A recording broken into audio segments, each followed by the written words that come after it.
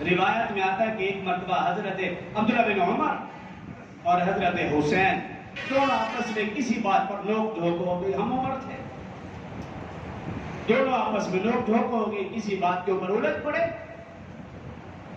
جب الجھے تو حضرت حسین رضی اللہ عنہ نے ایک جملہ کہا عبداللہ بن عمر کو, حضرت عمر رضی اللہ عنہ کے بیٹے کو. اور وہ جملہ کیا تھا؟ کہا اے ہمارے غلام کے بیٹے, ابن غلام انت ابن غلام, تو ہمارے غلام کا بیٹا ہے. یہ جملہ کہا. عبداللہ بن عمر رضی اللہ عنہ لڑکے تھے, ان کو یہ جملہ اچھا نہ لگا کہ میں تو بادشاہ کا بیٹا ہوں, امیر المؤمنین کا بیٹا ہوں, اور یہ مجھے انت ابن غلام, تو غلام کا بیٹا ہے.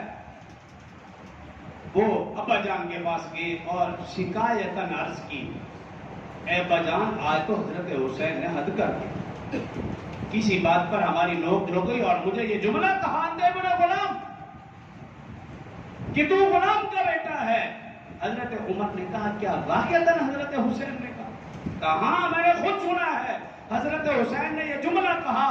حضرت عمر رضی اللہ عنہ گھر کے اندر سے پرچی نکال کر لے اور اپنے بیٹے سے کہا کہ جلدی سے جاؤ حضرت حسین سے یہی جملہ لکھوا کے لو, تاکہ کل قیامت کے دن میں رسول اللہ صلی اللہ علیہ وسلم کو وہ پرچی دکھا سکوں, دیکھیے ہم آپ کے بھی غلام تھے, آپ کی اولاد کے بھی غلام تھے. یہ صحابہ کرام اور اہل بیت